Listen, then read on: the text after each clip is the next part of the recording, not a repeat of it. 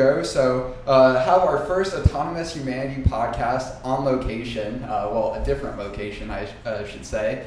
Very gracious of Kurt Ward, the mayor of Braselton, joining us. And we have a guest also, Larry Monroe, who is also a big part of making Braselton what it is today and continuing to attract new businesses and just make it a great place for you to raise a family with. So again, thank you both for coming and joining me today. But I do want to get more into your story, Kurt, and then of course, Larry, as you have any comments, feel free to jump in and share those as well. But Kurt, as I mentioned, leading up to this podcast, there's not a lot of content, especially around here, covering local politics, right? And it kind of seems like this black box that, unless you're on the inside, right, you don't really know what's going on. So what were the first steps for you when you were looking to become mayor of Braselton? I don't think you were probably 18, just graduated from high school, like, hey, I'm gonna go be mayor of Braselton. I don't know, did you even know Braselton existed when you were 18? So no, I know that's throwing a lot at you, but if you can maybe give us a little bit of background, Yeah, sure. So the policy that I would encourage people interested in local politics to begin with is that the vision should always follow the need. And that is how I ended up becoming involved in local politics. So the need that our community faced was at the local level, very similar to what a lot of local level communities face, and that is development. What is it going to look like for the ground to get moved, for the trees to get cut down, and what's going to replace those trees? And development was the issue that really brought me into the forefront of saying, hey, is this the direction that Braselton's going to go? And does it have to be? So those were kind of the things that brought me into the idea of engaging with local politics. But I never got engaged with local politics with the idea of becoming mayor. I really tried to promote other people to become mayor, and I was asked to pursue it. And yeah, now that's interesting. I've heard from a lot of people that get into politics, it's almost like a calling, right? You're involved in the local community to some degree, doing some sort of outreach. People say, hey, we need better representation. And that sounds like that was the case for you. So what were you doing leading up to even running for mayor of Braselton? As far as I understand it, you still run a law practice, and is that what you're doing prior to becoming mayor? And again, maybe to some degree you're still practicing, or I don't again know how that works. And I think there's a lot of people out, hey, do you still do your full-time job as well as run a city, or how does that work? Man, those are great questions, and this is kind of conversations I have with a lot of younger people in our community when they talk to me about running for office or carrying leadership, right? The most important thing that I begin with when I talk to people is you've got to get your own house in order before you go tell other people how to get their house in order.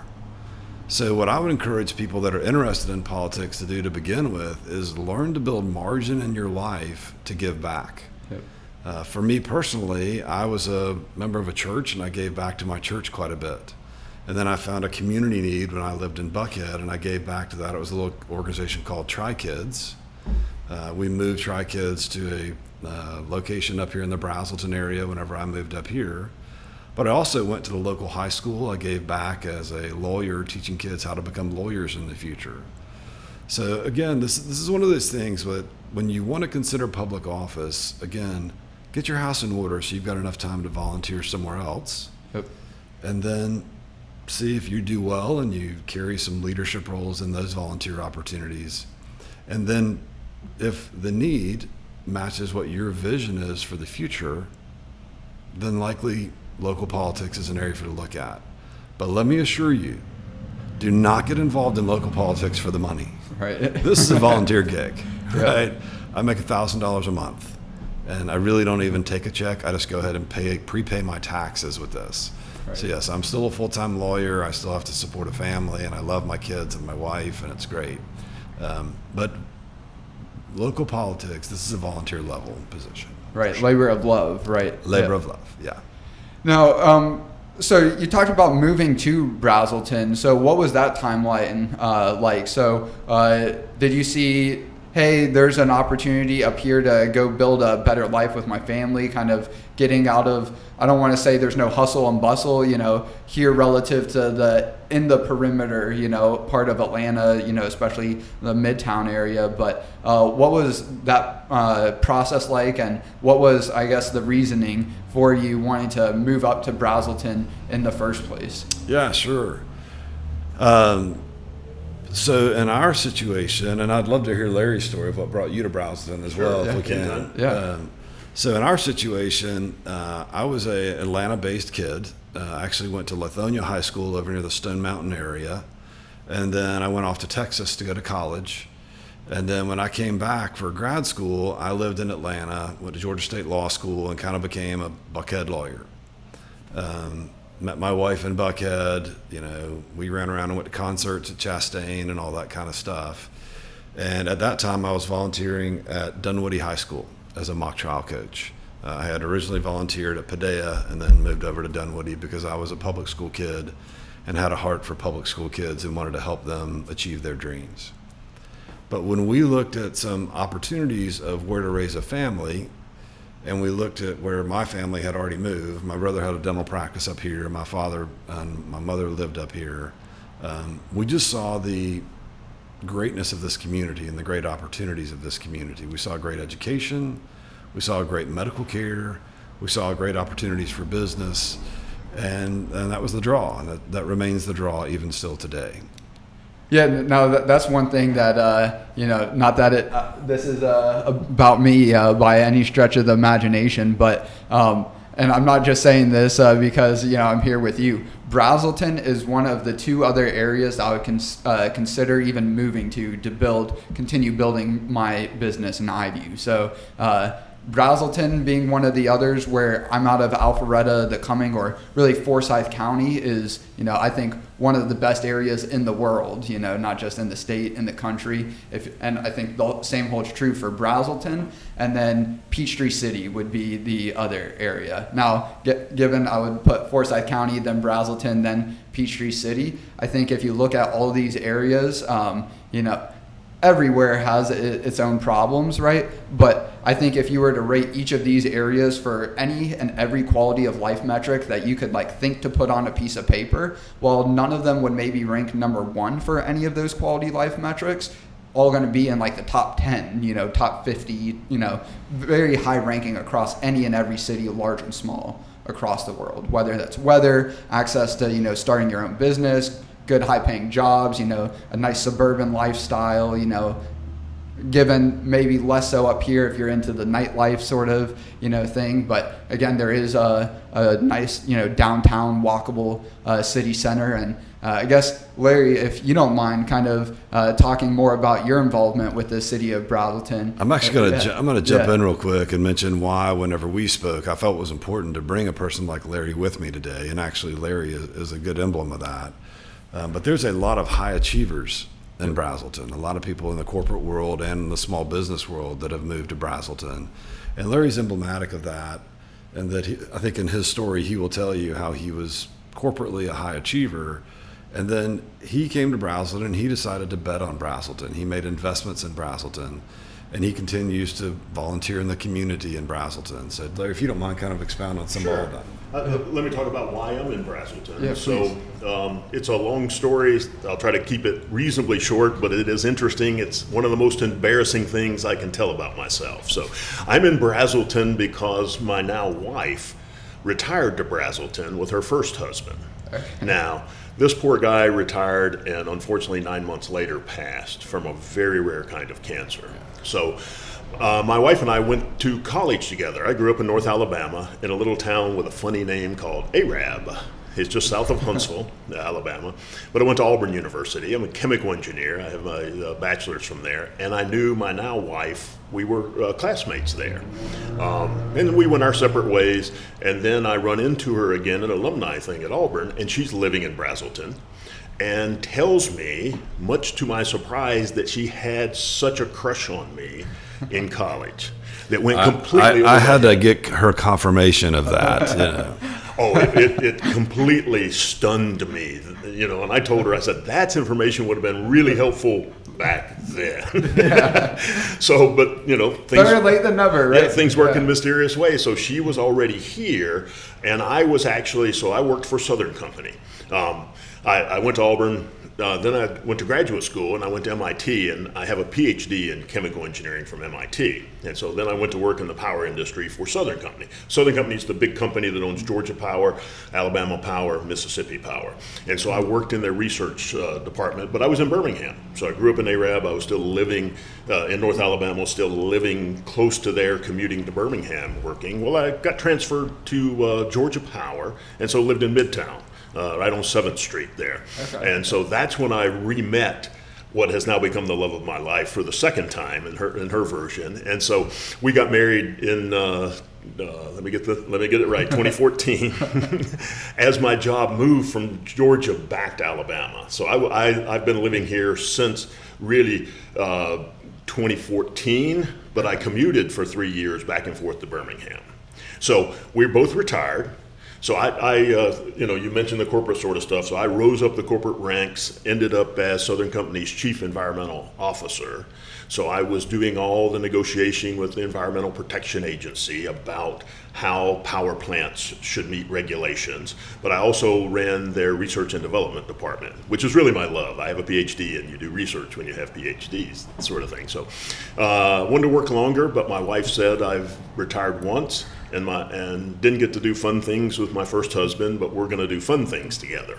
So, and we do. But what that means is we could live anywhere we wanted to. Yep. We're both free. We don't have family attachments to North Georgia. So we live in Braselton because we love it here. Yep. You mentioned some of the things here. It's close enough to Atlanta, but not too close. Yep.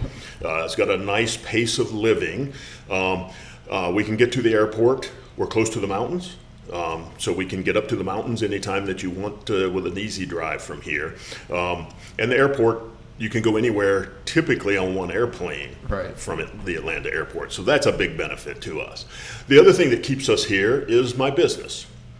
So my wife, our general manager, and I own a local steakhouse called the Cotton Calf Kitchen. It's actually, Jacob, located in this building just to my right at the end of the building there. Sounds like we're going to be getting lunch afterwards. Was that an offer for free lunch today, Larry? Yeah, maybe an appetizer. Unfortunately, we're not open for lunch, or we would go there. So we're open for dinner every night except for Sunday night. All right, so podcast part 2 is an evening podcast. We could do that if you wanted to. My partner, the general manager, Vincent Price, a very, very interesting guy. So you would love talking with him about the restaurant. So kidding, not kidding, yeah. Yeah. So I'm working in Birmingham. I'm sitting in my office in downtown Birmingham. The phone rings. It's my wife. She says, I want to invest in a restaurant. My first reaction is, she's never been in the restaurant business. I've never been in the restaurant business. I think about the old adage about restaurants. There's really 3 strategies when you have a restaurant. Sell it, Chapter 7, Chapter 11, which means bankruptcy, obviously. Yeah. So you sell it or you go bankrupt. And typically that is the case. But so far, we are been going for 10 years now. Congratulations. Well, thank you. Yeah. It is quite a feat to do that. And particularly, the last 10 years with COVID, and then inflation. And it's hard for me to judge which of those impacts the restaurant business more. Right. We survived both of them. So we are now, really thanks to my partner, our general manager, we are typically ranked in the top 5 steakhouses in all of Georgia.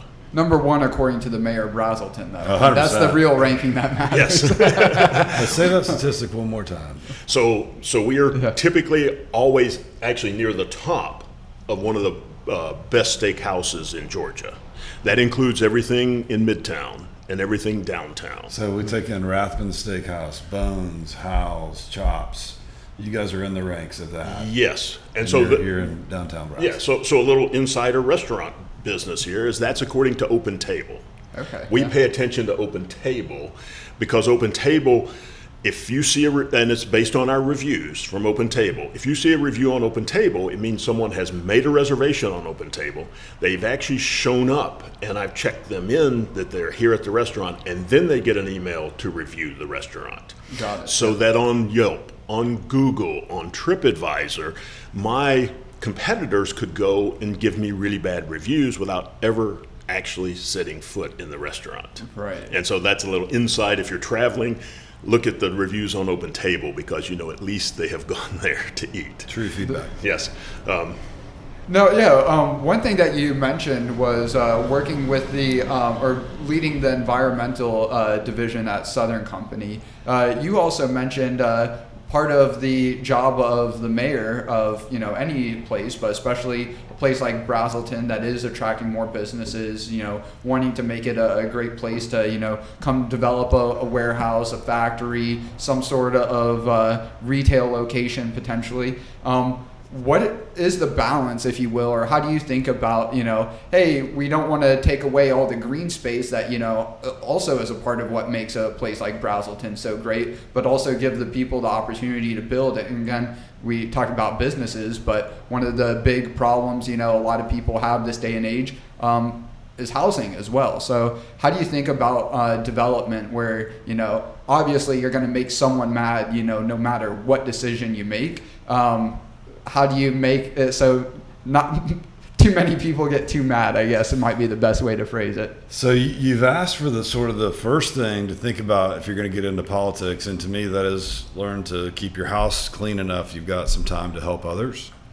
The second thing, if you're going to get into politics, is the lesson that you just brought up. You're going to make someone mad no matter what you do. Right. When you make a decision as a leader, it's going to have challenges no matter what it is. Part of my life before I went to law school is I helped plan special events. And what I particularly did is I got to work with the White House, I worked with the Super Bowl, I worked with the Goodwill Games, I worked with the Olympics. I got to work on some really big events and kind of play in a big boys lane, right? And those were very impressionable years. This was like I graduated college around 20 and then did this until I was about 26. And what I learned is it's important when you do an event that the VIPs have the VIP entrance and that the people coming in a taxi cab have a taxi cab entrance. And the bus drivers don't want to overlap with the taxi cabs or the limos.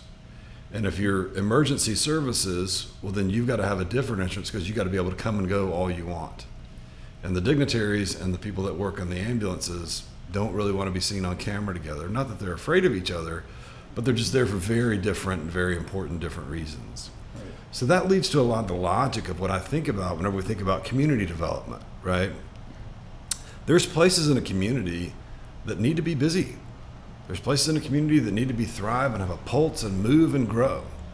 My role or my philosophy of government is that the role of government is to help create a civil and productive society, right? Yep. Civil society, let's all learn to get along.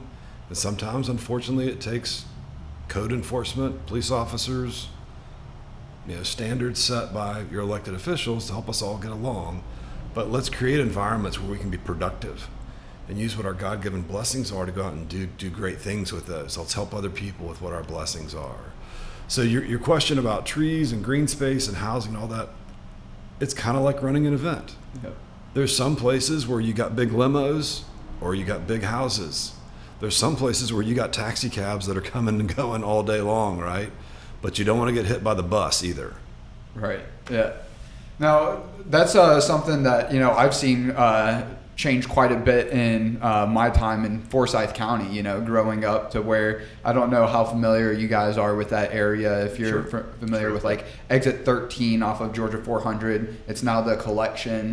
Before that, it was the Avenue. I remember before that, it was, just trees, right? And, it was essentially all farmland, exit 12, exit 13, So what are those changes that you've seen in your time in Braselton, and like to get both of your perspectives? What do you and where do you see kind of the future of Braselton heading as far as commercial and residential development? Do you guys see, kind of like in Forsyth County, we're getting a lot of like the developments with apartment complexes, or like the Halcyon area, if you're familiar with that. There's the big stadium going in, and it's becoming more and more urban. Obviously, it's suburban, and it'll be suburban, for at least another decade or two before the metropolitan sprawl really, gets its hooks up there. But do you see Braselton, another couple decades away from that, or would you like to see Braselton always kind of keep its more suburban charm, if you will? Maybe not a great way of putting it, but yeah, no, what you're laying out is actually really good terminology, and what I see in Braselton is a blend. Yep. There's still room in Braselton for farms. That's okay. Yep. We're okay with big wide open pastures and people that have hay bales in their front yard, but we also have a sophistication in Braselton of people that have what most people would call higher density communities. What we are doing as a town council, what we have done as a town council, is we've kind of said, hey, we see that we have a footprint of some apartment space here, we have a footprint of some townhomes here, and we have a footprint of some entry-level housing, and we feel like that supports our local community and our employment needs. We feel like we have enough of that. I've met with people at the hospital, I've met with people at the hotel, I've met with people at the racetrack, and we actually did a survey of some people will call apartment living affordable housing, right? So we did a survey when I first got into office of how many apartments are there within a 15-mile radius of Braselton. And at that time, I'm pretty sure the numbers were like 14,000 established apartments, another 4,000 to 5,000 in construction apartments, and then a whole nother layer of 2,000 to 3,000 zoned but not even started construction apartments. So when you think of someone being able to drive 15 minutes to work, that's not a bad deal. Right. Yeah. Right. That's a lot of housing. Yep. So that's where we said, okay, we don't feel the focus of Braselton has to be apartments in order for us to sustain great businesses and have great opportunities for companies to thrive here. So that's where we started raising our standards on what housing was going to look like and what it's going to be like. And that candidly has slowed down the number of residential units that we've gotten built. But what we also see is we need to do a good job with infrastructure. So we're letting some of that, slow down on the residential side while some of our main corridors of roads get built up. Roughly 6 months after I got in office, a project that had been on hold for a while became live.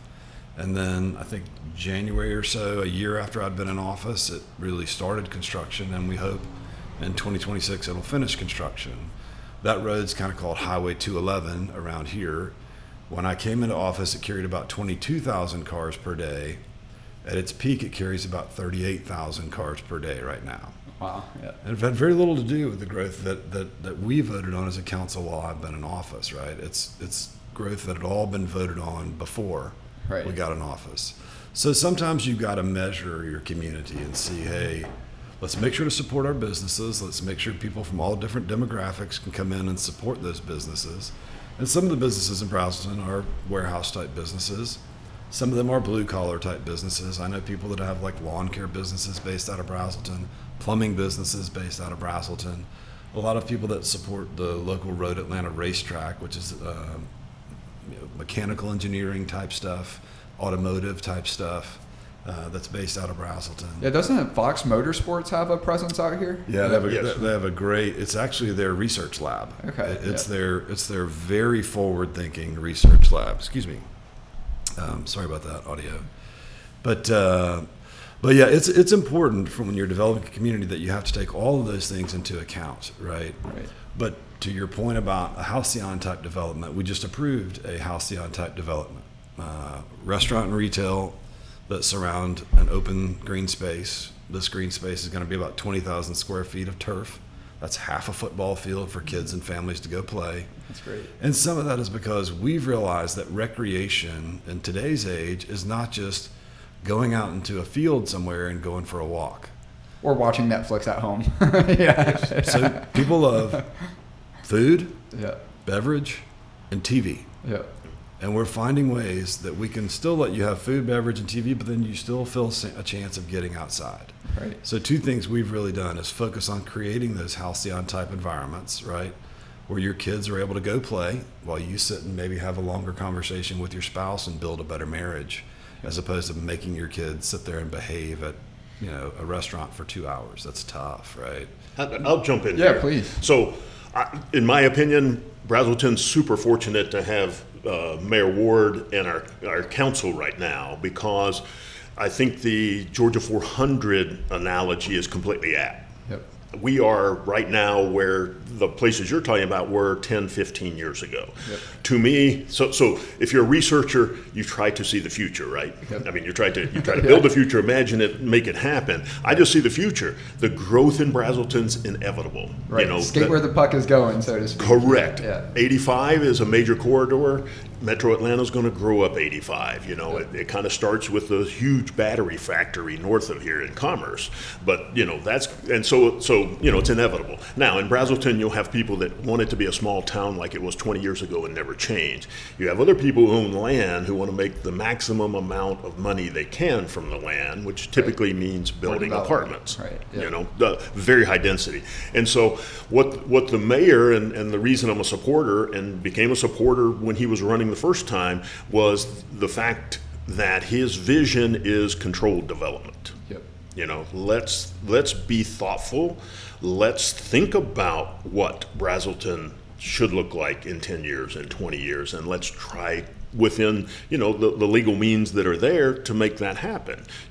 So to me it's inevitable, and he's completely right. He has to walk a knife's edge among the people that want it to be a small town and the other people that want it to just be built up completely with whoever owns the land wants to do. What's that cliche, the only thing people hate more than how it is right now is change, right? Correct. Yeah, we adopted a philosophy when I ran, and the folks that supported me helped me run the first time. We called it planned growth. Okay. Yeah. And now one of the, big selling points of, at first, the northern part of Fulton County, Alpharetta, Roswell also has, the Greenway. That's a big attraction. That goes all the way up through Forsyth County now. I think there is technically a small little separation point between the two. Peachtree City, as I mentioned before, they have golf cart trails, to get all the way around.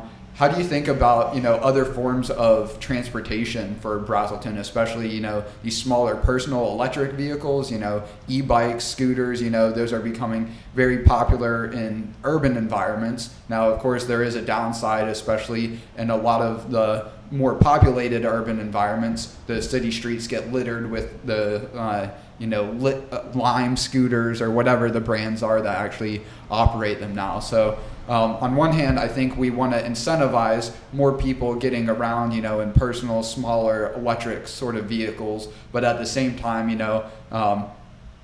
having the infrastructure continue to get built out to support, larger traffic coming through both the interstate and still getting around. Not that we want to force everyone to, get around in a small personal electric vehicle, but what I'm getting at is, are there any comparisons to the Greenway or those golf cart trails in Braselton now? Or are there any thoughts for, again, even by foot, like the Beltline that's, very popular, of course, in the perimeter? So I'm going to answer this in a backwards way, probably a little bit. I had a colleague who is a DJ, or was a DJ at the time, for 94.9 The Bull. And he came out to one of our events and he's broadcasting or whatever, and he said, "Hey, I'm in Braselton today and the mayor gave me the golf cart key to the city." And the reason he brought that up is again, an impressive reason to be in Braselton and to live in Braselton. The business owners in one of our communities, kind of the central part of Braselton, they have forfeited part of the profit from their business to pay into what's called a community improvement district, or a CID. And that CID, over the past 10 to 15 years, has created a network of golf cart paths. And one of the reasons I think that's so critical is because if you have a business that's sort of a locally, Larry's business is a regional business, right? Larry gets customers from all over the northeast part of Georgia. A lot of our businesses are not regional businesses, they're more local businesses. And some of the traits that people that build successful business models will tell you is, hey, you want something that's within a 10 to 15 minute walk if you're creating walkability. Yep. Well, in Braselton, when you have a golf cart or an e-bike, and in my garage, we have both, right? My 12-year-old boys want to get on their e-bike and ride the foothills of Georgia, while my wife and I follow in a golf cart saying, stay on your side of the road, right? But, wear your helmet, slow down. Wear your helmet, slow down, you're going to get a boo-boo. Right, exactly. We're terrible helicopter parents. But caring parents? What? Yeah, exactly. You actually spend time with your kids. Yeah. So yes, we have both, right? Not only do we have the golf cart paths, and it's probably over 10 miles worth of golf cart paths. So, yes. That's awesome. In Braselton that help businesses and communities stay with connectivity. One of the platforms that I've run on and still try to pursue is that within 1 to 2 miles of your home, a golf cart path will get you to the restaurant you want to eat at. I love that. In other words, if you leave your neighborhood, I can't tell you how big your neighborhood is, but if you leave your neighborhood within 1 to 2 miles of your golf cart path, we're trying to get you to a restaurant you'd like to eat at. So I'll jump in just. Hang on just 1 second. So then the other side of this, you asked about the greenway, right? Yeah. So one of the big decisions we made as a council early on was there was the possibility to create a new park. And I looked at it and said, you know what? We actually have what's called a Mulberry River Walk. And I'll send you some pictures of this later on, or you can go to my website and see some pictures of this. Instead of trying to start something new, we took a Mulberry River Walk that we already have. It's on All Trails. It gets good ratings on All Trails. And we've put millions of dollars into improving it. So I literally walked the Mulberry River Walk with my family this weekend, took our dogs. It was great. It's got little curbing on the side. It's got slate chips. It's about a 10-foot wide trail. There's no mud. There's great ways for water to get out. It's just an excellent environment. And again, 211, 38,000 cars per day are running right here. You go about a mile off of that, and you've got the Mulberry River Walk, and you feel like you're in just an amazing, serene environment. And for the viewers, I have it pulled up here, and maybe not the best photos, but you can see like the walking trail outline there, and some of the nicer scenery. Can I dial on this real quick and show you absolutely. the updated version? Let's go to Larry. Why don't you go ahead and catch them up? So I was going to talk about golf cart paths, and I'll come back to this at the end of this. So the neighborhood I live, there's 3 commercial districts in Braselton. Yep. One is on New Friendship Road towards sort of Flowery Branch. One is this Highway 211, which is exit 129, and then the downtown area, which is I-85 exit 126. Now, I can get to 2 of them easily on a golf cart from my house, but not downtown. So that's potentially the future, but it's nice to get in your golf cart and go, whether you want to get fast food, you want to go a little grocery shopping, you just need to grab something. I can take my golf cart and get to the trailhead of, or not the trailhead, but a parking spot for the Mulberry Walk trail, directly from my golf cart. So the best of both worlds, right? I can use the golf cart to go shopping, get burgers, or go walk on the Mulberry Trail. To that end, I was actually talking Brian's, our producer's mom was going to the Greenway the other day, and she was driving over to the Greenway, and I've started riding the Greenway on an electric bike, and so I actually ride my electric bike over to the trailhead, and it's like, why is your mom driving over there? We literally have multi-use paths to even get there, which is phenomenal. But one of the other points I want to touch on. So help me here. How can I back out of that? I couldn't. I can't. The buttons aren't seeming to work on there. Let's see. Are we wanting to go back to? Just go to that website, braseltonmayor.org, if you don't mind. Oh, there it is. No, go there. So you hit that drop down. There we go.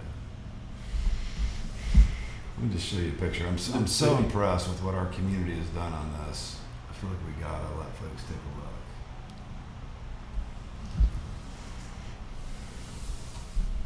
Yeah. Look at that. Yeah. Isn't that beautiful? And how much of it is along, obviously it's called Mulberry River Walk. Is it all along the river? Yeah. So there's the shot next to the river. You don't get a lot of shots of the river. We've had to do some riverbank stabilization to make sure to protect our wells. Braselton is roughly 50% water independent in the wintertime. So we really want to protect our wells. It's part of what we feel like is keeping a good sustainable footprint. But yeah, it's I think like almost 2.2 miles out, and then another 2.3 miles back, and awesome. We're not quite finished with it yet, but coming, and it's a beautiful place to get out. Yeah, it looks much like the path along the Chattahoochee. Used to actually do a podcast way back when with our CPA firm. One of the owners of the CPA firm has a condo, and it was like right up against the Chattahoochee, and very reminiscent of that. But I'm getting told to move my microphone closer. What a professional, right?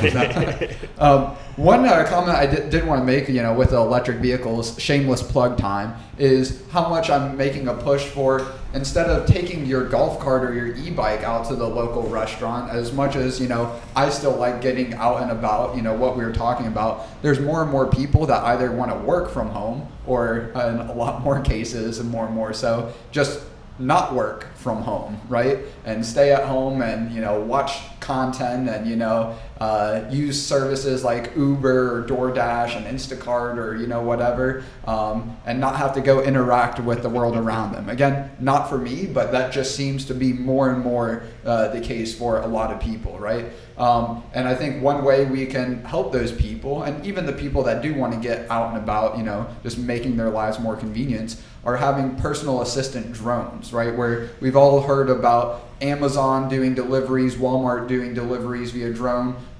Some other companies like FedEx and UPS have started doing some tests as well. Walgreens working with Google's division called Wing. And there's, places across the United States that you can actually get your order, your fast food or your Walmart grocery order delivered via drone. Now Walmart is either, working with a third-party service provider, or Amazon, they're managing their own drones, directly, but they're managing essentially large fleets of drones, and you're paying a delivery fee anytime you want something delivered to your house via drone. What I think makes more sense, kind of like the evolution of the automotive industry, where it was at first just delivery businesses that were owning and operating cars, and then it became the independent businesses. They bought cars and they were able to make deliveries to their own customers, right? And then it became, hey, I as the customer can actually go buy my own car and go pick up my own goods when I want, and not have to be, beholden to the business whenever their delivery schedule can get around to me. And I think that's the same thing that's going to be happening with drones, or at the very least I'm working to make happen, where most businesses and right now our regulations support these large enterprises or governments, operating fleets of drones to do these sort of missions. But what should be allowable, right, and unfortunately this is something that's only regulated at the federal level, is you being able to set your drone outside in your front yard, even just as like an early adopter, and send it to the local restaurant, local fast food restaurant, local retail store, local Amazon locker. And then even just from the standpoint of, hey, I need a cup of sugar or a couple eggs, from my neighbor, right? I'm in the kitchen, why should you not be allowed to send your drone, over to your neighbor? And right now, that's illegal, right? So that's a large part of, why I'm wanting to, have podcasts like this, as much as I'm not asking, you guys to do anything, just because legally speaking, that's only something that the FAA can change. A lot of it's just getting people, used to that idea. And then, once it's federally legal, then working with local stakeholders to incentivize that infrastructure is built out. And then, of course, work with the local businesses. Hey, if you already do some sort of like to-go pickup, curbside pickup, there's really no infrastructure change required to just have, drones land in, a space that, a car would come and pick Well, up. Jacob, you're completely right. It's the Federal Aviation Authority, the FAA, that controls that. I have experience with that. Over 10 years ago, the power company, we were working with FAA. We wanted to fly drones out of our site, which was not legal at the time. Still really not. I mean, there's waivers. Right. And But we worked for probably 2-3 years to try to get a waiver, because we wanted to fly drones when there was a tornado or a hurricane over our lines, so that we could tell our repairmen what they needed, how they could get, how much work they're going to have to do to get there, whether we needed to helicopter in supplies. And so we haven't moved a lot since then, but because it's the federal government, it takes scale, right? Yep. An Amazon, a Walmart, a big power company, to go through that whole process with, sorry, but lots of lawyers to attempt to get those sort of pseudo waivers. So Right. again, I'm looking into the future. I see lots of them. Not sure what the rules will be, but your vision, I think, is completely correct. Yeah, and that's one big part of it, is just getting people thinking about that, because just most people on their day-to-day lives aren't, droning on, talking about drones or thinking about drones in the way that I am. And that, applies to the lawmakers as well. Are you droning on about this? Yeah. If we need to move on, let me know. You're talking technology, which is something you and I wanted to talk about a little bit. I do. I want to comment on both. Sure. Do you need to finish? No, yeah. So where I land on this from the municipal level, and I've thought about drones, you and I have met a couple of years back. Yep. Braselton is what I like to call a lifetime community. Yep. In other words, we want to create places for people that are single, that once you've gotten out on your own and you've got some money that's ready to burn in your pocket, we want some places for you to go spend it, right? But we want to be a great place for people with young families. Yep. That's really our bread and butter in Braselton, right? We feel like our hospital is going to be great for you and your young family. We feel like our community activities are great for you and your young family.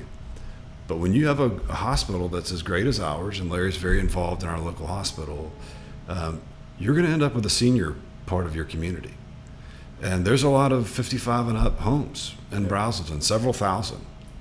And if they're not in Braselton, they're right on the outskirts of Braselton, because of the hospital being right on the edge of Braselton.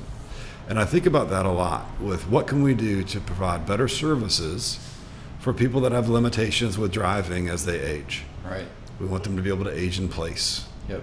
So definitely it needs to be part of the conversation on how we can use technology to become a more sophisticated community, but also kind of simplify our lives a little bit and help people that need to live a little more simple life get the chance to do that. With Larry talking about how they're using drones at Georgia Southern Company. Right, Georgia Power. I was just doing a presentation now a week or a little more than a week ago about how drones can be used in natural disaster relief efforts. And I was saying, drones for saving lives is great and all, but really it's all about creating convenience, right? That's when, and joking, but that is, kidding, not kidding, right? That's what's really most important to most people, right? Is how is this going to create value in my life in a way that I can go spend more time out on the greenway while my drone is going and getting my groceries, or doing watering my garden, fertilizing my yard, or tasks like that no one really wants to do, but it's just part of home ownership. And many people in my generation watch the Jetsons. Yep. The drones are the first version of the Jetsons. Yep. We can't safely put independent people in the air and let them just fly around wherever they want, right? But with some good safety regulations and with some good policies in place, we can allow, what do you call it, autonomous? Yeah, autonomous drone operations. Yeah, and that's the villages. Using the senior example, they're one of the big adopters of using drones for doing prescription deliveries by and large. But it's still that same sort of point that you're talking to. Just my grandfather, we actually put him in a assisted living care facility, and same sort of deal. Of course, wants to go out and about, but really doesn't have that sort of independence to be able to do so. At least safely speaking, which I on one hand obviously don't want to put anyone's life at risk, unnecessarily. But I do feel like there is also maybe too much of a push for safety and security. Now, and again, I get it, right? Everyone wants, a good prosperous life for them and their family. However, this country was built on land of the free, home of the brave, right? The whole ideals of this. I think you've also got to deal with a privacy scenario with drones. I've been to several Christmas events where a kid got a new drone and all of a sudden it comes crashing into our backyard, right? There's just some sophistication we've got to mold along this way. And I think it's, there's problems that people will bring up specific to drones, but you go look at any technology, right? Again, using cars as an example, they were toys for rich people, right? And there's still a lot of talk about, banning cars, making them more difficult to own because the risk that they pose to people, and, how many deaths are caused, each year due to accidents. But to me, like where we should have the ability to own and operate a drone, again, like using me sending it over to my neighbor's house. There is no legal pathway for me to be able to do that right now unless I am outside watching the drone the entire time. There's no obstruction between it taking off and it landing, unless you want to become a commercial drone operator, go through a waiver process, and at that point you pretty much have to be a large enterprise to get anywhere to get those sort of waivers. To me, it's like, why can I not just share, a cup of sugar or flour with my neighbor? And if my drone, worst case scenario, were to fall out of the sky, land on someone's head, we already have a law for that called manslaughter, right? If my drone that I'm responsible for, falls out of the sky and kills someone, we don't need a law to make a criminal out of someone saying, hey, just for you flying your drone over to your neighbor's house while you weren't watching it, you're a criminal now. We're going to fine you or arrest you. So Jacob, I think artificial intelligence is going to make that much simpler. Right. So I drive a Tesla, which has a self-driving feature that I do not trust. Yeah. It's about 90% effective, but it will wreck that car if you're not watching it there. Now, drones are a little easier, right? Because less infrastructure to worry about, and not as many other operators, at least yet, with that. So I think the promise of AI to be able to fly a drone safely is huge. One of the aspects that we're working on in that regard is maybe not so much AI, but it kind of is in the sense of like Google Maps does routing. I'm not having to say, all right, I'm going to turn left at, Trellis Place, a road in my neighborhood, and then onto Union Hill Road that turns into McGinnis Ferry. And then, I'm not having to plan, turn by turn my route to get here. Google Maps just tells me what the best route is. Right now with our drone control software, pretty much every drone control software platform out there, you have to set waypoints for where you want your drone to fly along the route. And what we are working towards and what we need to have this sort of drone autonomy take place at a larger scale, making it more like Google Maps, where anyone can just tell their drone where they want it to go, and then it automatically come up with the best route to get there, and not necessarily as the crow may fly, as a lot of people might think. And hypothetically speaking, because again, this would be illegal if I actually did it, there's a local drone park about 2 miles away from my parents' house.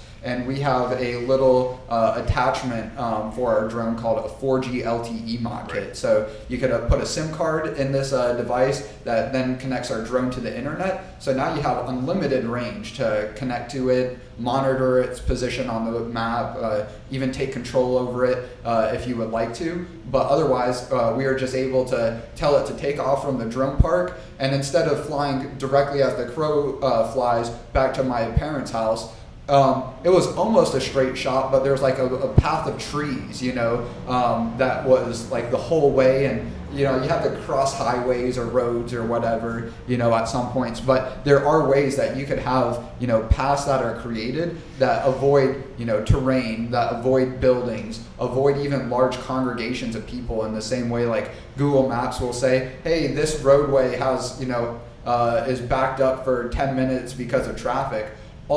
They get all that data because the amount of phones that are within that roadway, they can say there's 30 phones within this roadway and they're not moving as fast as they should be, and so hey, maybe you should take this path instead. And we can do that same sort of routing around people. Like say there's a music festival or some outdoor concert or whatever, you don't necessarily want your drone flying over those large groups of people if it doesn't have to be, right? So I think that's where it's going to come into play, where you're not having people just like free flying these drones around to the local restaurant. They're all connected to the internet, all know where each other are going, where all of each other are at any given time. And again, there's still going to be accidents that happen. So Jacob, you talk about we're working on that. Is that a hobby group, or are you part of a company? Yeah, so I founded a drone company called Drones iVue Incorporated, or our doing business as name is iVue, I-V-U-E. Okay. And so Brian and I actually started off bootstrapping as a media business. So kind of think about an Uber type of business model, connecting local content creators like photographers, videographers. Oftentimes those photographers or videographers are also drone operators, right? The way that almost everyone makes money as a drone operator today is as an aerial photographer or videographer, really. And so that's the way that we were able to get started bootstrapping our business. I ended up meeting some people along the way where I wanted to start developing our own hardware and software. I'm a technically savvy sales and marketing guy, even though I recently just for the first time got called a tech bro. Congratulations. Yeah. I was like, no, I'm not that good of a coder. I've like done a few lines of coding that have ever actually done something that we needed it to do, but by and large, it's like, hey, this is what we should be working towards, and I'm typically like the test dummy, if you will. If I can operate it, where I'm like the everyday bear, so to speak. If it works for Jacob, it's probably good enough to start getting out there to our customers, which are predominantly high schools and colleges, at least our drone customers. Okay. And it's just kind of like the early days of personal computers. It's more of like, what can you get our drone to do versus what does the drone just do for you right, out of the box, right? Obviously, we're working more and more towards you just buy our drone out of the box and you can use it as an everyday father, mother, roofer, farmer, everybody in between. But right now, it's still for the enthusiast, hobbyist, kind of technically savvy people. Yeah. So we were talking about Braselton and our vision for Braselton. Yeah. So my vision, and the mayor is, I'll let him speak for himself here, is in 20 years, 30 years, I want Braselton to be more like Alpharetta. Yep. I want it to be a tech hub, known in Georgia, known in the Southeast, known to the West Coast as a tech hub. It's not now, obviously, but if you don't start now, it never will be. And so that's, we have a not-for-profit called BraseltonTech. It actually just last week was approved by the IRS as a 401c3, so we are kind of official now. And the whole goal of that is to bring technology startups, those jobs, those families, to be in Braselton and make a community and support that sort of thing so that 25 years from now we can say we're a technology hub. Drone Town is coming to Braselton. Let's do it. I literally thought this was a technology podcast, so I went with a no collar, no shave approach, and here you sit with a collar on, and Larry's got a collar on. Yeah, leave it to the tech bros. I was trying to fit in, and I outdid myself. So. But where I land on the municipal side of this, the local government side of this, when you're talking about drones, and of course safety and privacy are going to be your two big issues with that. Noise, I've also heard. Noise? Yeah. Sure. Well, I think that's privacy, right? Yeah. The right to just quiet enjoyment of your property. Yeah. What I would recommend is you find objective benchmarks and then see how much bureaucracy it's going to take to ensure those objective benchmarks can be met. And that's a lot of how government works, right? We're trying to create a civil society here. We don't want somebody getting so mad at your drone being over their house that they pull out the shotgun and shoot it down. Yeah. Right. That's what you don't want. We don't want Florida man up here in Braselton. No, but that's probably happened somewhere. I don't even know that. Actually, this Friday, we have a little sitcom video series that we produce called Florida Man. And so there was a real news story about Florida man shoots down a Walmart delivery drone. And so we did a version of that. Florida man versus Chinese spy drone, and we have our drone developer playing the role as Chinese spy drone. That's awesome. But when I think about bureaucracy and benchmarks, right, this is a lot of the other reason that we're looking at BraseltonTech is BraseltonTech is truly here to help bring technology businesses and grow technology businesses in Braselton. But we also want to be close to technology so that we understand as a local government, hey, what do we do to help people keep this sense of safety, sense of privacy, but to stay technologically advanced? Right. Yeah, that was a conversation I had with it. I think he was a roofer that there's this common misconception that you own everything below you as well as everything above you. And he was like, no, I'm telling you, my realtor told me. And I was like, well, your realtor is not familiar with the FAA regulations, because as much as I agree with you, and that's how I think it should be, right? The reality is, the moment you go up above your blade of grass, the moment you go above the shingle or whatever other structure that you have on your property, the millimeter above that point is FAA airspace. And as much as we're like, hey, that's ours, no, the FAA kind of leases it out to us, or lets us use the airspace. And so I look at it where there's already the large government agencies that have, all the satellite data, they have drone data, they have, cell phone data, and of course that carries over to some of the larger companies as well. Where I see drones, they can, as much as, yes, it is still a new technology, and I kind of glossed over it with the automobiles being seen as toys for rich people, computers, same thing, like why would I want these? But you go even back further to electricity, that's where demonization comes from. Literally, the term demonization comes from people thinking there were demons inside the electrical wires. And so I think, we're just going through... Southern Company probably knows more about that than all the rest of us. Yes. So, I mean, there's lots of funny stories about electricity. So one I heard from the mountains of North Carolina was a grandmother, her family decided she needed electricity. Of course, she didn't think she needed it. This is, 50, 60, 80 years ago. But she got electricity, and she tells the guy that comes to read her meter that she is tired because she's paying $3 a month and she never even turns it on.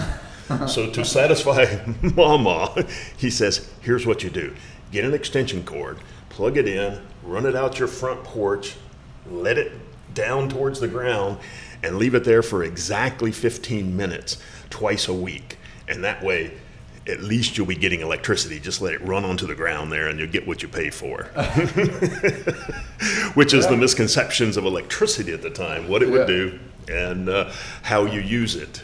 Yeah, and it is just, kind of surreal when you think about how little time has passed where, a lot of people were just getting electricity for the first time. I know my grandfather, he grew up in northern Florida and then mostly rural southern Georgia. And, he grew up for a good part of his life without electricity. And, here we are, now talking about that same sort of, fear of new technology rolling out in drones. And it's just getting people used to the idea and, really showing the benefits that it can provide. And, one of the common, concerns I've heard about, the privacy that you're talking about, even noise falling under that category. Where, again, hypothetically speaking, I sent the developer back from the drone park to my parents' house, and I had my dad on the phone, when it was a few minutes out. The whole, operation from takeoff to landing was about 7 minutes. And so I had my dad on the phone. Hey, you should be seeing developer coming over the neighborhood, here in another minute or two. And he was looking for it. I was like, hey, it's showing it's right above the cul-de-sac. And it wasn't until it was already, it was about maybe 350 feet, again, hypothetically speaking, and then maybe 150 feet before he could even tell it was up there and then start hearing it. And I like to think, and again, obviously, people can feel however they want, but if your only problem is, let's say, 30 seconds, a minute a day, you're hearing your drone come down for a landing and then taking back off again, you have no real problems, And really, if you even just look at the drone noise compared to a car leaving your neighborhood, unless you're in a neighborhood of all electric cars, your car is a lot louder than a drone coming down and landing, with your package that, prevented you from So going 10 out. years from now, where do you see the drone business generally going? Will we have FAA approval? Will we have autonomous drones? Yeah, again, we already have that to some degree. It's just the very early adopters. Right now, there's about 2 million people across the globe that are at least registered as drone operators, and about half and half of that is recreational versus commercial. And then there's a little over 1 million of those 2 million registered within the United States. So if you just think about, there's 1 million drone operators in the United States, I would venture to say it's probably closer to 2 million, just the people that aren't registering either recreationally or commercially. It's only probably another decade before that's 20 million people. And then another decade or two before that's 100 million, or almost every household in America. And then, they just become more prevalent in how they're used across those households and businesses. And so, it's probably, let's take automobiles, 100 years ago. You had to be able to fix it and mechanically work on it to own an automobile at the time. So not only did you know how to drive it, you had to know how to fix it, how to do the maintenance. Everything, change a tire. Yes. And so any technology sort of starts that way, is that you have to be an expert to do it. Innovator, early adopter, and then mass market. And so drones, and I have several, are slowly getting to the point where they're actually more like a car, where I can drive them without knowing anything about how they work. I charge the battery, I fill my car up with gas, right? But then I just go fly it, and I know how to do that. And so I think we're on the verge of, again, I think with artificial intelligence, making it so much easier to safely fly a drone so that your 20 million may be much lower. We may have a much steeper adoption curve of drones, particularly with small scale AI. There's so much development going on right now with tiny computers running very good AI models. Now, are you doing any AI in your company? Yeah, very minimal, just like object detection for basic sort of like having the drone follow you, which is, kind of standard at this point. One of the more kind of cutting edge examples that we're working on, I sound like ChatGPT myself using the word cutting edge. I swear it wasn't hyphenated in the way I said. So we are, if you've ever seen like a drone on a mapping mission, so you could set up a drone to basically, let's say, we've done it with Chick-fil-A quite a few times, so I'm going to use them as an example, where we were mapping out their facilities, where sending out a drone pilot, the drone is on an automated flight plan, basically flying swim lanes, going up and down the Chick-fil-A, automatically capturing photos. So for a Chick-fil-A site that's maybe an acre, half an acre, you get about 500 photos that are captured. You could stitch those together and create a 1-to-1 scale 3D model. And that's actually Google Maps. They use that exact same technology called photogrammetry, but instead of stitching together drone photos, which you can get on a lot more updated, higher resolution, more detailed basis, they're just stitching together satellite photos. So this is a little bit of a weave, tangent into answering your question. But part of our software platform is we're actually collecting all of these drone images to actually be able to update the satellite imagery of the world map to then make the navigation or even just the view of the world, more accessible, right? But then on top of that, beyond just like mapping out parts of the world, especially as drones become more internet connected, where that's like, why would I want a drone is most people's question. Why would I want an internet connection for my drone is then, the next question. But if you think about it from a consumer standpoint, you have a dog, a fenced-in yard, your dog gets out of the fenced-in yard. Now you could set your drone up on a mapping mission to automatically go map out your neighborhood, and then in the search bar, upload a photo of your dog, like a reverse image search, or even just type in dog, and then the drone will be taking photos all along that area, and anywhere it detects a match for whatever you search, in this case a dog, drops a pin on the map, and then like in a list view, also shows you like, hey, this is the photo where we saw the match, here on the map. Is this actually your dog? And it's like, hey, great, now I can actually go to that location and, pick up my dog, or, as it becomes, easier to operate, even then just tell drone, now that you've identified dog, follow dog, and, keep a track on it, right? So that's one example from the consumer use case, being able to do a real-time search, as I like to call it. Also thinking about that from like a law enforcement perspective, same exact technology, but now every law enforcement officer, they have a standard issue drone just like they do their cruiser or their handgun. Hey, we have an Amber Alert, we're looking for a gray Honda Accord, or a gray Honda Accord with specific license plate even. They send up their drone, have it map out automatically a 2 square mile or whatever radius around them, and they search gray Honda Accord, or upload a photo of gray Honda Accord, or gray Honda Accord with XYZ license plate. and now the drone's automatically doing that search, while they're maybe continuing the search on the ground. They're not having to be eyes down in the controller, manually looking through the drone's, camera view.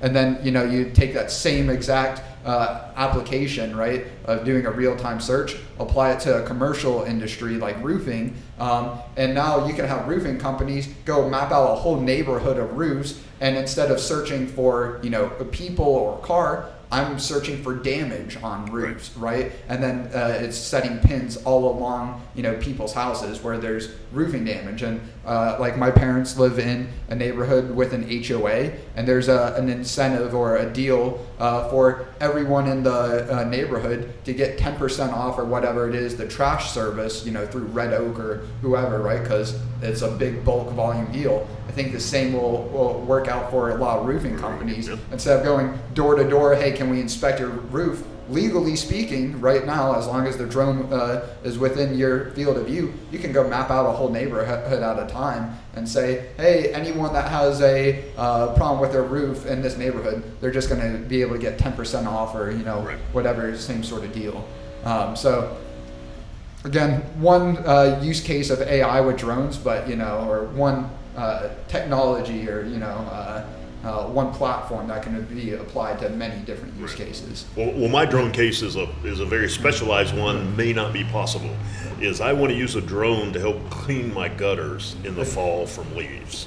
One side of my house is probably 40 feet because I'm on the side of a hill, 40 feet from the gutter all the way down to the ground, and I'm just not going to climb up that kind of ladder. So do I use a plow? Do I use a vacuum? Do I use pressurized air? Do I use the downwash? That's, I'm a researcher, so I'm trying to research that now to see if I can use it to clear the leaves from my gutters. Yeah, I don't have the perfect solution. I do think that is inevitable, but I think that is one of the more complex challenges, especially with, it's one thing building a drone that can go clean your gutters, as a research and development project and like, hey, let's just show that it can be done. But again, making a mass market product that then could do it at anyone's house, that's a lot more of a challenge, right? And so I have seen drones where they're actually taking, and I can't even, like linkage arms or whatever, and actually like multiple drones articulating arms, grabbing onto these linkage arms and actually making a structure. And it's like, so that sort of granularity is possible, but again, we're still, not just as a company, as a country for sure, but even, China, who's a decade ahead of, really the rest of the world in the drone industry, they're still, I would say, quite a ways out from having a mass market product that could, do a task like that. Yeah. Do you see all the change in armed combat using drones now, adding to the fear people have of drones? Generally, you look at the one thing the Russian-Ukraine war has shown us is that drone warfare is the future, right? And not just drone warfare in the way that, we started using it in the Middle East, where there are these, $10+ million drones that are, flying for hours and hours at a time, from hundreds, if not thousands of miles away. It's now the drones that, kind of similar to the ones that we're building, are $1,000, if that, worth of components. And, it's a lot easier to take out, as advanced as it may be, one $10 million drone or $1 million drone or one $100,000 drone versus 10, 100, 100,000, $1,000 drones, right? And so, yeah, it is absolutely... given I am more so interested in drones from like a consumer commercial convenience perspective, I do actually look at a lot of what we're doing in the drone space similar to what Samuel Colt did with the revolver, the saying that God didn't make people equal, the Colt revolver did. I do think drones do have that same sort of ability where, yes, I want them used as a delivery platform. I want them used as an imaging platform for you to go make money with, as a spraying platform for you to like tend your home garden or your yard with, right? And that's just kind of the tip of the iceberg. There's already the ability to like use a drone as a home security or like sort of system. Hey, every hour on the hour, let me just send my drone up around my property and go do a perimeter scan, if you will. Now, so Amazon has been advertising and signing people up for a drone that flies inside your house that to do drone. security. The Ring drone is still not here. Do you know anything about that? I think they did deliver like some small batches to people. I think they, I forget what they call it, but maybe it's like their day one program. Well, they'll come out with like limited runs of like trial products that, hey, if it works out, they'll scale it up to mass market. To me, the actual first product I wanted to make as a company, like hardware product, is a product called Omnibot. So we're working towards Omnibot Air, a modular like flying personal assistant drone. But having, you are probably familiar with the term telepresence robot. Yes. And Kurt, if you're not familiar, basically like a robot that has like an iPad screen and a camera. So if you wanted to like remotely attend a conference meeting like this, but physically couldn't make it, you could have like the robot with like the iPad screen, like that would have my face on it, and then it would have the video camera so I could still see you guys. So something like that, but it's a modular robot as well. So it's not just for telepresence, that you could have like a charger, like a power bank module, a speaker module, even over time, articulating arm modules, that it becomes more of a personal assistant for your home and business inside. And again, even, further down the road, having an Omnibot that you have inside, can do these sort of mapping out your home, even looking like, oh man, I don't have an Apple AirTag on every item that I may misplace. But if your Omnibot is doing not just a home security scan, but also a home inventory scan, right? I can now do a search of anything in my house that it may have seen from its 360 camera and drops a pin. Oh yeah, of course, I left my keys in the living room, according to where my Omnibot last saw it, right? But then sending out that Omnibot, you just had your Omnibot Air come back from the store or your neighbor's house with a package, right? Instead of going out to retrieve that package yourself, you send your indoor Omnibot out to the front yard. And over time, I think it is going to become more refined to where you're not even going and setting out your Omnibot Air to take off from your front yard. You have a drone in a box sort of system. And for the suburban area that we all live in, that's going to be a lot more approachable than maybe some of the lower income houses or apartment complexes where it's not going to make sense for everyone to have their own sort of drone in a box system. But an apartment complex, maybe they have a half dozen of them on the rooftop that is then an amenity provided to all of the residents of that complex, right? Kind of a weave getting away from answering your question. Well, I'm interested in are windows broken? Yeah. Do I have a water leak? Right. If I'm off on vacation somewhere, did I leave, for my wife, did we leave the stove on? Is the HVAC system working or is it broken? All those sort of things inside your house that a camera can help but can't quite get you there. That's actually a big part of why I wanted to bring out Omnibot in the first place. So on the way here, I was passing Shadburn Ferry Road, if you're familiar, in Beaufort. Like you can turn on a Beaufort highway from Shadburn Ferry Road. But in any case, I had what I called my Georgia grandmother that lived out near here in Beaufort. Okay. And towards the end of her life, she became hover-round bound, so had to get around in a chair. And Brian and I would actually go out and help her as we could, but starting a business requires a lot of time, right? And so it became less and less frequent. I not maybe was able to make it out there, but I set aside the time to make it out there to help. And some of it was like, hey, I need to change like a cartridge of my printer, right? And that's something that I could walk her through even remotely, but her even like trying to hold up an iPad to where it needs to be seen, like that's fairly difficult. But let alone if I could just have, in the same way I could remote connect into her iPad or a desktop computer,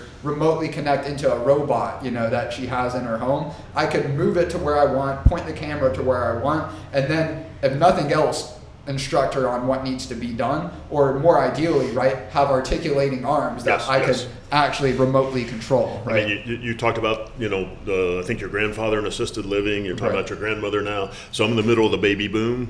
We're a demographic bulge there, and we're all retired now, basically. But, elder care and supporting your relatives is going to be a huge market going forward.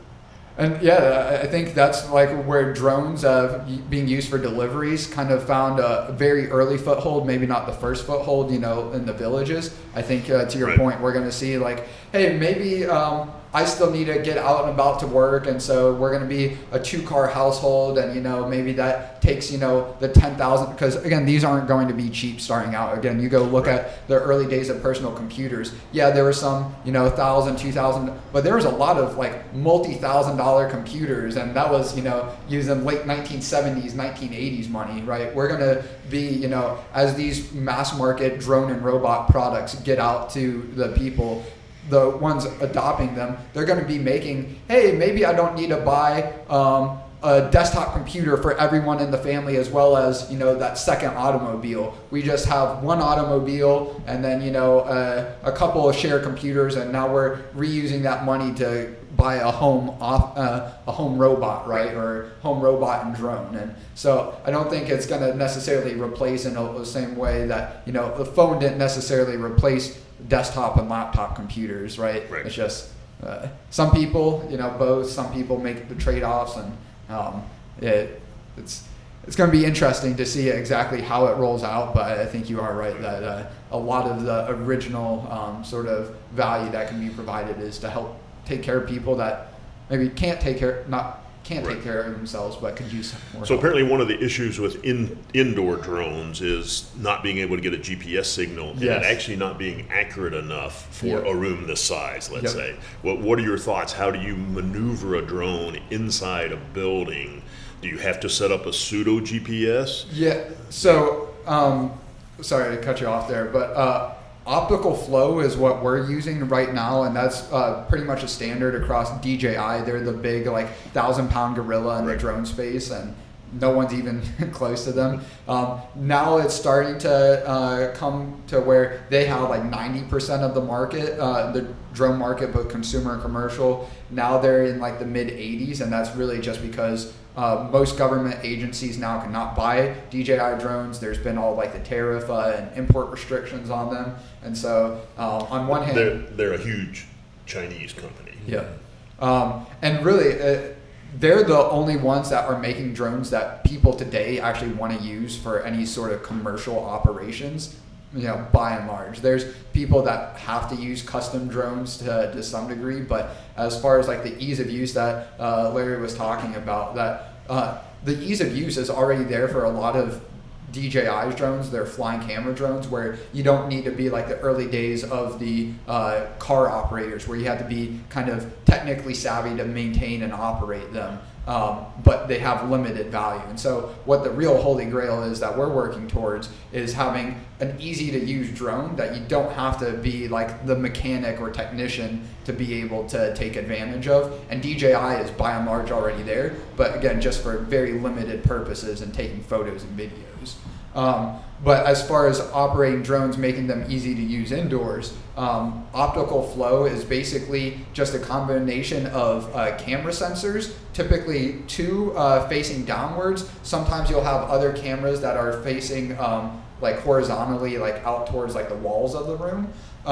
And that will basically simulate a GPS connection to some degree, to where typically if you go fly one of our drones outside and you do have like GPS signal, you either have no controller connected to it or like let go of the controller. It'll just hover in place until you upload a waypoint mission or you give it input on the controller to move forward or backwards, up, down. You used to have to fly it like a helicopter pilot, and like constantly be providing throttle to like keep it up in the air, and then it'll like drift over to the left or right if it's not like trimmed in or like there's too much wind. And yeah, GPS. Now if it's got a GPS signal, you say just go up to this height and it'll go there and hover, and then you tell it go to this waypoint and it will fly there. Yes. And some of them will avoid anything in the path. See, I think those are the kind of benchmarks I was suggesting. Yep. for this to get traction at the FAA level, you say, look, we understand we've got to be at this level of a drone, and it's got to have this type of technology, and it can be inspected to ensure it meets these levels of this, and it won't have cameras that can look inside of people's privacy elements inside their home or swimming pool or whatever.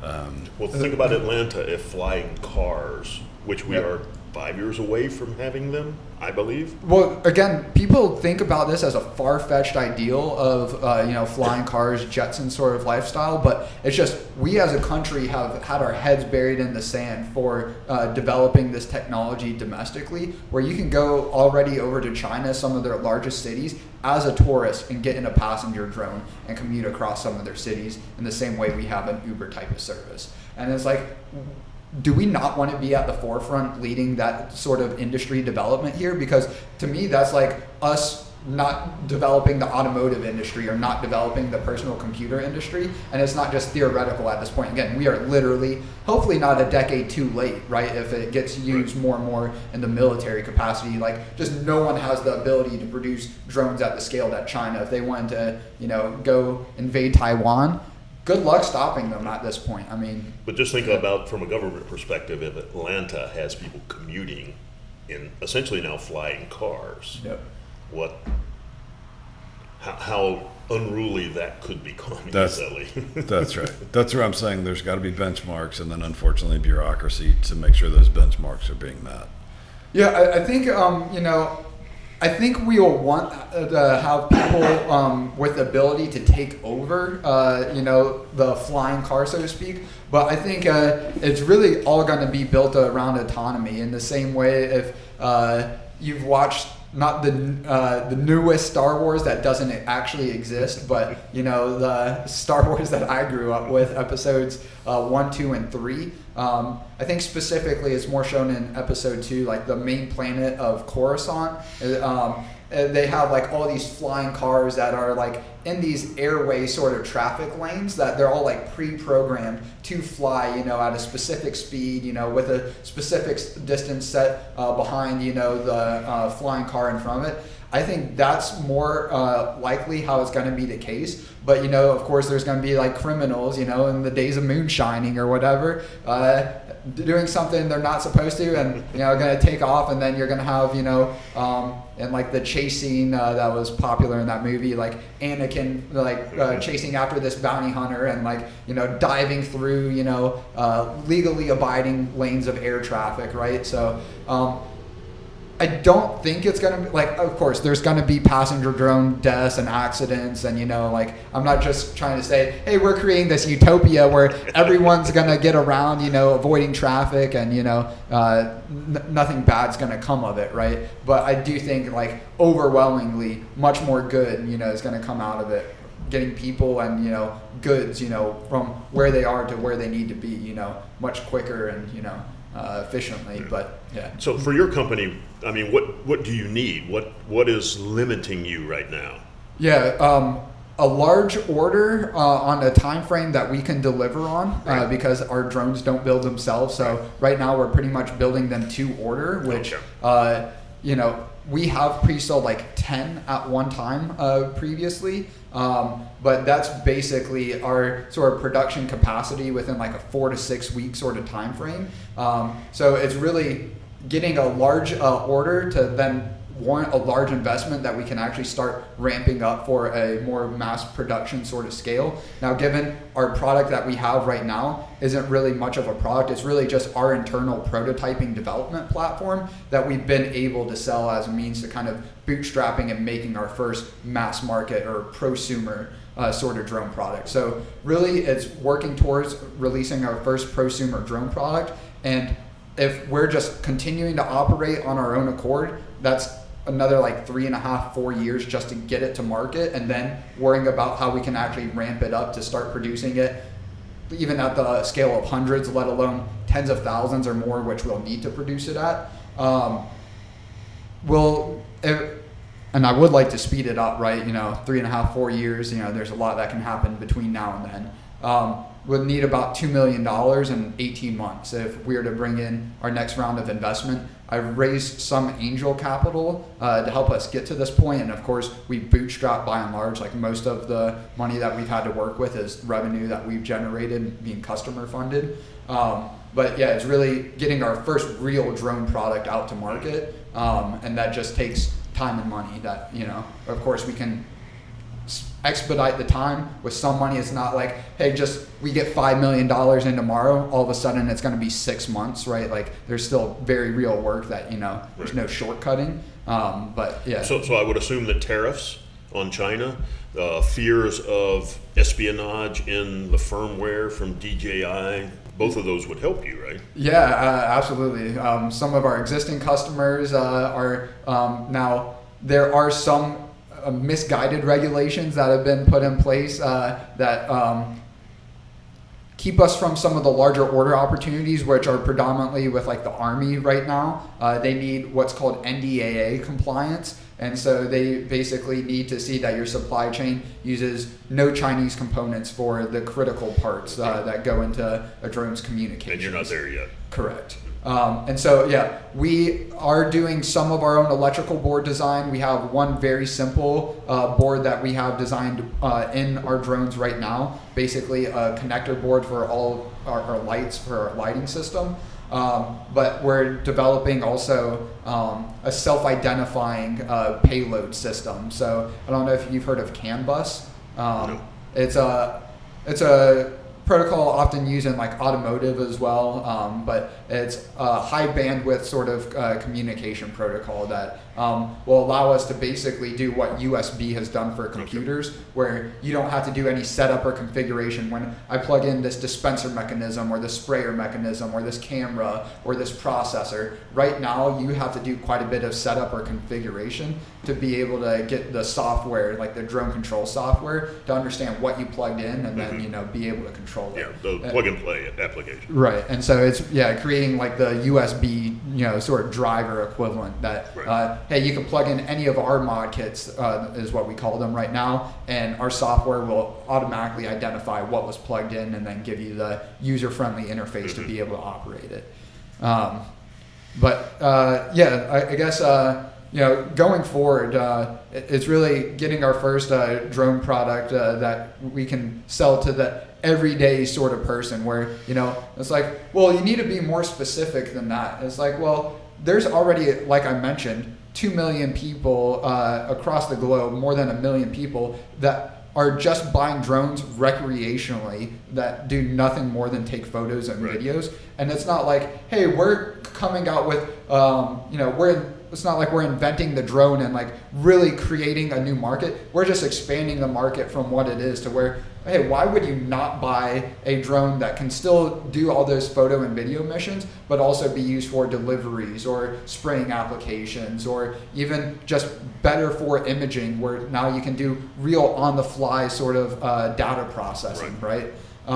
And so I look at it where we're taking where, you know, you can maybe make some of DJI's more enterprise drones are kind of like the BlackBerry of like the mobile phone space, where there was already phones before the BlackBerry that could, technically speaking, you know, browse the web, you know, had games and other applications, but just not done in a way that was approachable or, you know, valuable enough and enticing enough for the mass market. And even the BlackBerry, that wasn't everyone, that was still predominantly business people. And I feel like that's where we're at right now. DJI, they're kind of like the BlackBerry of the mobile phone space. And as much as some people will even call them the Apple of the drone space, I don't think we really had the iPhone, you know, sort of moment. Right. And I think that's obvious, you know, when it's said like that, because not everyone has, you know, a DJI drone. And given even with the iPhone moment, it was still a few generations before, you know, it was really a moment, right? So that's where we're heading. Obviously, crawl, walk, run, still focused on the STEM, you know, sort of enthusiast base of a lot of like the mod kits that we make for our drones right now, like the different claw, like grabbing systems, dispenser mechanisms, We have a weather monitoring system in development. We've previously, hypothetically speaking, built and operated a flamethrower on one of our, all of these are from students that I go out and do outreach at high schools and colleges. Some of them kind of do them independently and work with us. Others, come on board actually via an internship. So it's really kind of putting the proof in the pudding that, hey, we need the developer, engineering, and like technician base that we don't have in this country to actually build up this drone industry. But then actually showing like the students that are coming to working with us are the ones that are developing and refining all this technology that we're trying to then make more accessible to the next group. So it's not like, oh, well, hey, this is too complex for our high schoolers or whatever to work with. No, literally all this technology is, built by and large the high schoolers that work with us. Right. I mean, teenage, I'll be stereotypical, teenage males tinker with those sort of things, and they have much more capacity than anybody gives them credit for. Yes. So, talking about BraseltonTech, in Braselton, we have fathers that have businesses. Yep. They have teenage sons that we're now working with building artificial intelligence agents to help their father's business. So the dads are just over the moon. They actually talk to their 15-year-old son.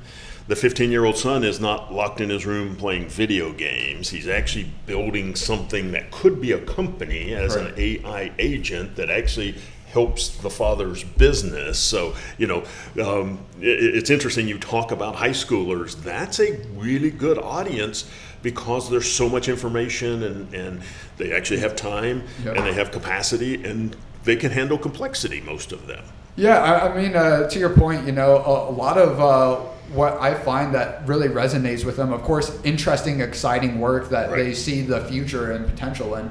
But as much of it is, just the purpose of like working with other people that, as dumb or cliche as it like treats them like other people, because especially, maybe another conversation or going more in depth in another conversation.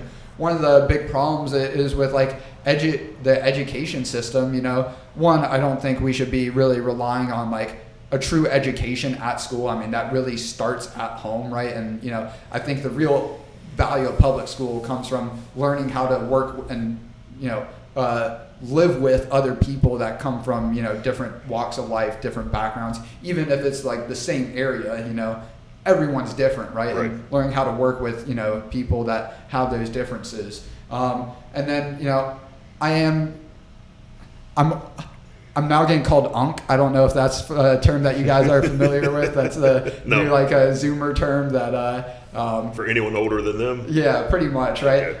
Pretty much like if you're born in the 1900s, which I was born in 1997, it's like everything pre-2000 is like ancient history. So, I'm part of ancient history now. But yeah, I still resonate a lot with the students where a lot of times I'll be going in and talking to like these classrooms and a lot of the same messaging like the teachers, will give them, but just because, I kind of look like more of one of them and, oh my God, he's out in the real world and he's not, sleeping underneath the desk as, teachers all do, right? Really resonates with them. So it's as much like showing them like, hey, yeah, there's real cool work that we're doing here, but every business is a people business. And, whether or not you want to continue working with us, building the future of drones, what you can learn here just from working with other people. And, we definitely don't have the most politically correct sort of environment, like very big on everyone has self-accountability. Now, again, really want to, not at the expense of working collaboratively, right? But at the end of the day, everyone like got to be your own worst critic, because if you're not going to be your own worst critic, someone else is going to be, right? And it's better to tell them about that thing that we learned, the Sticks and Stones. Oh yeah, so I created like iVue values, almost like 10 commandments, if you will, for iVue, and one of them is, as you guys grew up with this, I'm almost positive, sticks and stones may break your bones, but words will never hurt you, right? Some of the interns that we worked with, and now one of them, he's in college, he's our lead software developer, not that he lived by this, but him and one of our other now leadership team members, they heard the saying, "Sticks and stones may break your bones, but words will hurt forever," or "words will last forever." And part of my English, not politically correct, but I've been telling people, going through these values, that's some pansy ass shit that's not going to fly here. And again, if you get offended by even me just saying that, it's not going to work out, on the tail end. So Well, but the Zoomers have a different perspective because all of their life is digital that never goes away, right? Right. Whether it's photographs or texts or any of that sort of stuff. So in some sense, what they're saying has some basis in their real life because some of those words do last forever. Not you and I speaking, Right. but if I text you, then it does actually last forever. they last forever, but it's really the hurt forever. It's like, Right. And easier said than done, but my dad instilled this in my brother and I growing up. If someone says something about you that's not true and you don't like about it, change it. And if they say something that is true and you don't like about it, and I'm butchering the quote, but it's like if someone they say about you don't like it, change it, or if it's not true, it's not true, right? So don't worry about it. But obviously, easier said than done, especially when words do last forever online. But at the end of the day, you're not going to get too far if you let Right. your feelings get that hurt that easily, right? But Kurt, thank you for setting this up. I do have some other points that we can discuss, but maybe that can be for the part 2, and we can do an evening podcast. But is there anything else that you guys would like to cover? Maybe some. I'm good. Thanks for coming to Braselton. Yeah. Appreciate the opportunity. Yeah. Well, I mean, I'll just advertise what we're doing at BraseltonTech. We're actually doing artificial intelligence workshops. We've done 2 already this year where we gather anyone who's interested. We had 70 at our first workshop, 100 folks came to our second workshop, all the way from beginners to people that are more advanced than some of us. It's a workshop, so we have 5 or 6 different tables. We have 2 30-minute sort of work sessions there. Our next one is Monday, September 15th at 6 o'clock. Across the street from where we are at the Braselton Civic Center. Our last one scheduled at the moment is it's a Tuesday, October 28th, also at 6 o'clock, where you can come and learn about AI at different levels, and some of those are aimed at businesses like the AI agents I was talking about earlier. So those are some opportunities. We continue sort of BraseltonTech doing sort of community service, reach out, technology, teaching, but artificial intelligence is our theme at the moment. Perfect. And then, Kurt, I don't know how much attention you want to bring to this, but you did mention election cycles coming back up. Sure. Anything that you want to do to promote that? Anywhere people need to go, or just show up at the voting station? Let's vote. I think braseltonmayor.org is my website. It's kind of got everything on there. But Perfect. Well, thank you again for setting this up. Larry, great to meet you again. And Yes. hope to do this Thank you, again soon. Jacob. say Jacob. Yeah. Thanks.